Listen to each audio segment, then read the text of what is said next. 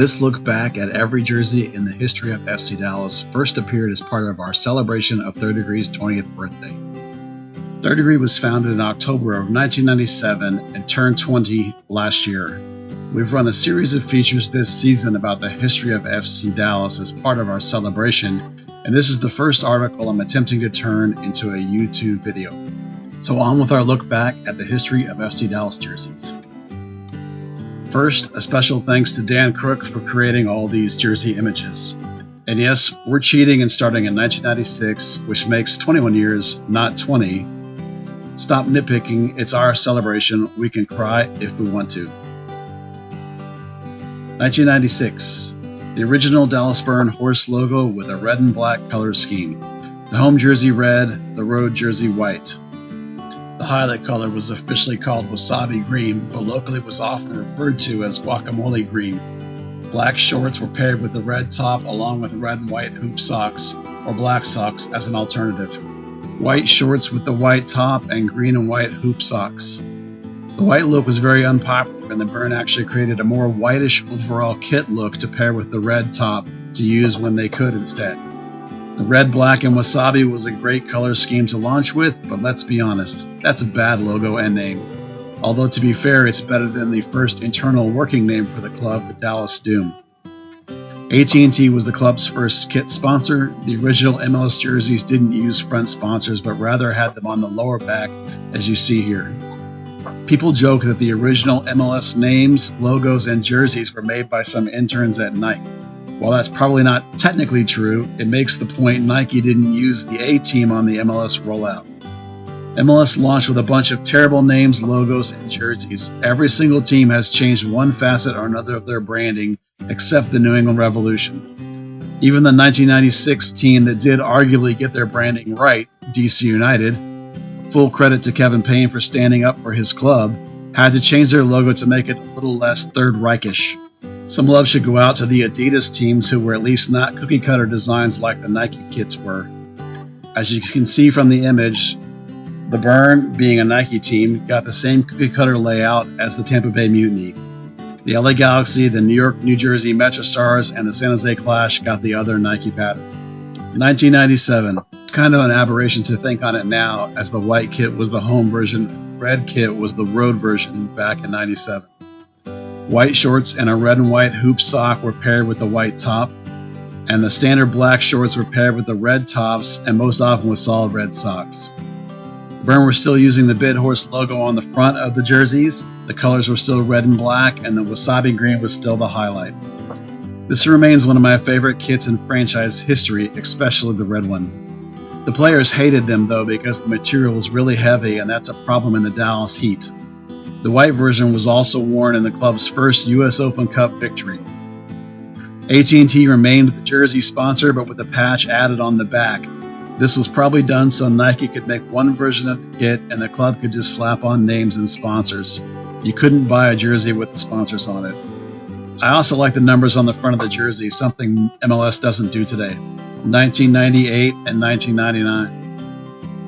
1998 saw the introduction of the Dallas Burn wordmark as the primary logo on the jersey and the location a jersey sponsor appears today. The wasabi green is just a thin highlight on the hoop in this one. Black shorts and red socks with the red top continues, still pairing white shorts with the white top, but some black and white hoop socks enter the picture. This kit also saw the introduction of a collar.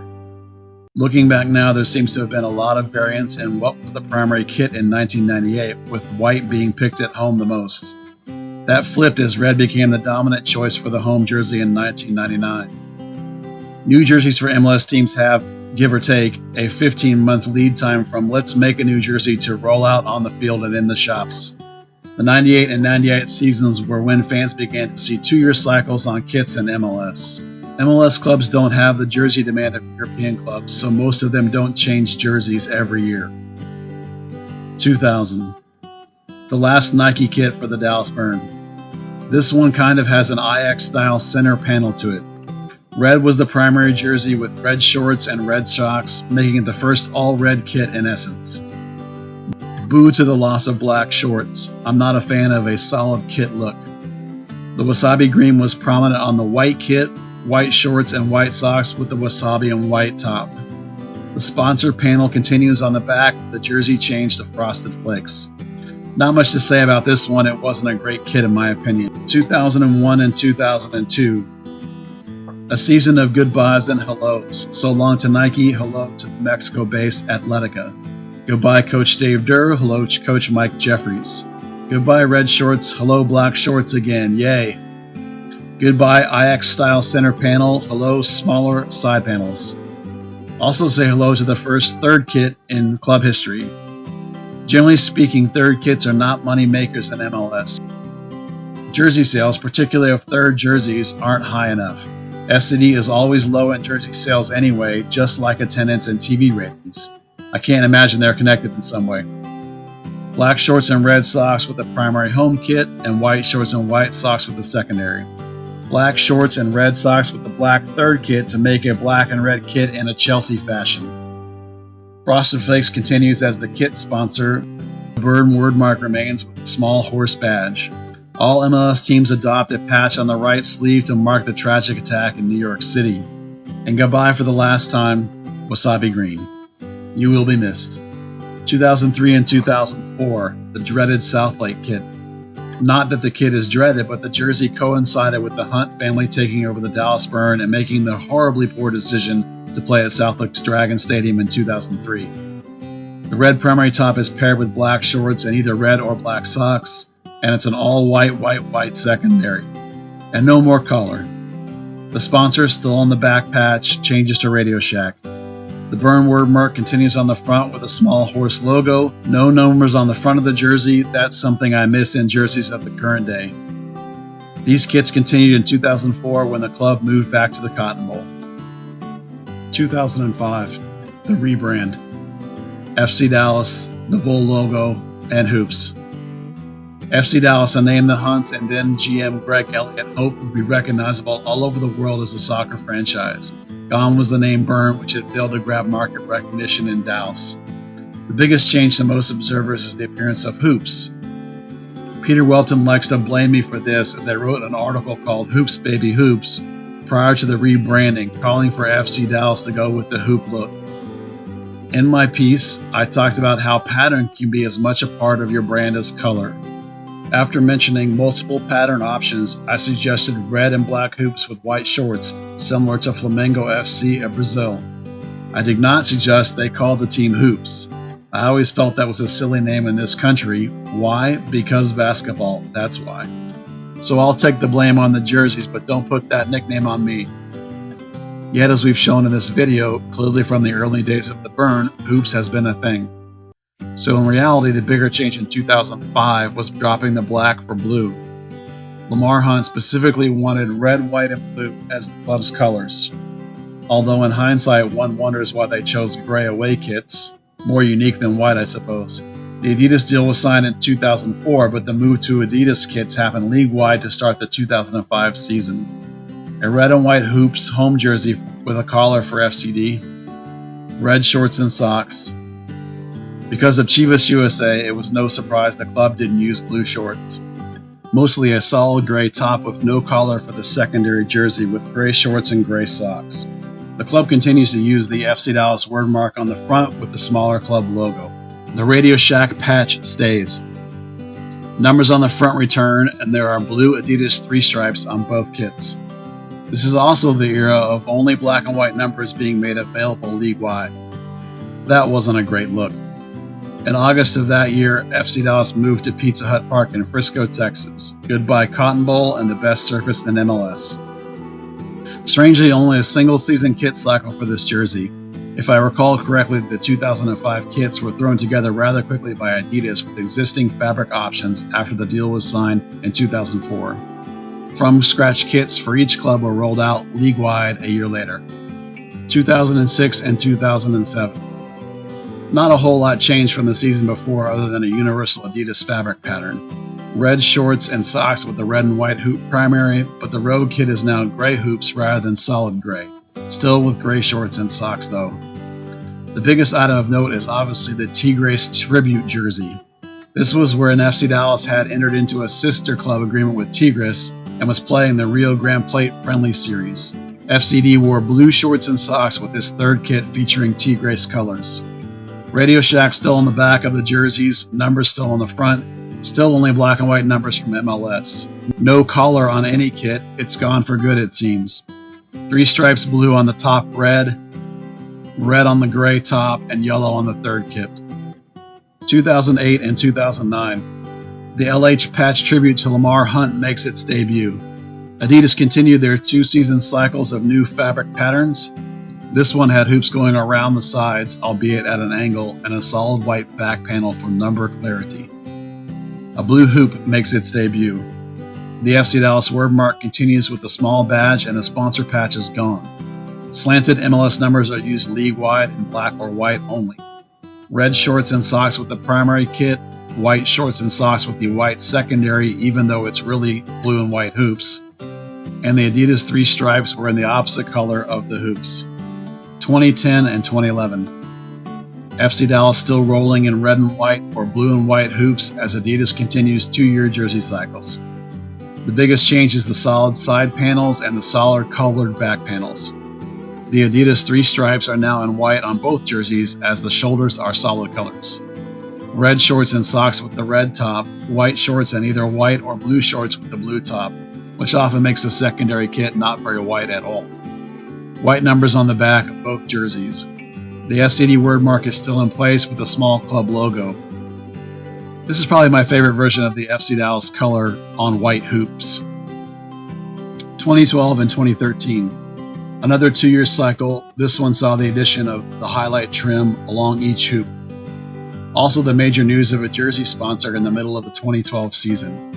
Red shorts and socks with the red top, blue shorts and socks with the blue. White numbers on the solid color back panel, solid side panels remain. As I mentioned, the 2012 season starts with the FC Dallas word mark on the front, but it's replaced with the massive A sponsor logo mid-season. MLS also rolled out the first phase of its own rebrand in 2013, replacing the slanted numbers. The gray highlight trim on the blue kit is really nice and makes this secondary kit a big winner. 2014. 2 important things happened in 2014. First, Adidas and FCD decided to alternate the 2-year cycles of home and away kits. To execute this, they keep the blue and white secondary for a 3rd season, which is awesome because that was a great jersey. Fans even saw gray shorts paired with that top for a game, an interesting change of pace.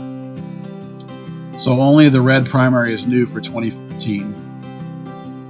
The second important thing that happened was the beginning of the end of hoops. Since the Hunts took over the team and rebranded in 2005, FC Dallas hadn't done well in jersey sales. By 2014, the Hunts had begun to think the hoops might be a problem. To combat this, they went with a red-on-red hoop for the primary jersey. So what fans got was a very subtle hoop that from high in the stands or on TV looks solid red. Now I would point out that FCD has never been a big jersey seller, all the way back to 1996. To my knowledge, FC Dallas has almost always been in the bottom half of the league in attendance, TV ratings, and jersey sales. You think Glasgow Celtic has trouble selling jerseys because of green and white hoops? It's not the hoops that make for low jersey sales, I don't think. Anyway, the red-on-red hoop continues in the socks and it's paired with red shorts. The whole combo making for a boring, in my opinion, solid red top to bottom. Blue shorts and socks are paired with the blue hoops. White numbers are used along with the new stylized color-matching MLS Shield logo, and the Lamar Hunt patch moves to the back of the jersey. 2015. Continuing the alternating home and away jersey cycles, the home kit stays the same and the alternate kit changed. This is a wider version of the secondary blue and white hoops that use a solid white panel on the back, with blue shorts and blue and white hoop socks and a throwback to the early burn days. Updated blue numbers on the alternate kit with the new style MLS logo on both sleeves. Also looking much cleaner and sharper is the Advocaat word mark, rather than the big A, on the alternate tops that pretty much everyone likes better. 2016. It was a breath of fresh air in 2016 with a touch more hoop in the primary kit. This was almost a burned 1997 throwback jersey in many ways. Up close it was super sharp, although from far off it still looks like solid red. It featured 2 colors of red with thin white highlight in the hoop. This theme continues in the red-on-red socks that have a thin white hoop as well. Also of great import was the frequent use of white shorts with the red top and red-on-red socks. While FCD couldn't use it every game, it became the more pushed for choice and makes the red tops really pop. The red-white-red combo is arguably one of the best overall kit combos in club history. The club even wore blue shorts with the red top for one game at New York Red Bulls. The blue top stayed the same as 2015, but it was paired with both white or blue shorts and the white and blue hoop socks for some variety. The smaller Advocare word mark is used on both kits, although the primary jersey has an outline color which looks good. White numbers are used on the red jersey and blue numbers remain on the blue and white top. The Lamar Hunt logo is back on the sleeves of the red kit. Unfortunately, in my mind anyway, the more boring red-red-red combo was worn by FC Dallas when they hoisted the 2016 US Open Cup, the club's first major trophy since 1997. 2017, the primary jersey stays the same, but the club rolls out a new Stars at Night alternate kit. There are 11 stars on the front of the jersey, representing the starting 11 according to FCD. A nifty little DTID is on the hem, that's a nice touch, with the Texas flag on the back. But most significantly, Hoops is gone completely from the alternate kit. The alternate kit was paired with either blue or white shorts and a slightly hooped white and blue sock. I'll be honest, I don't like this alternate jersey. It's too gimmicky for my taste. I like classic, clean, and simple, even in a hoop.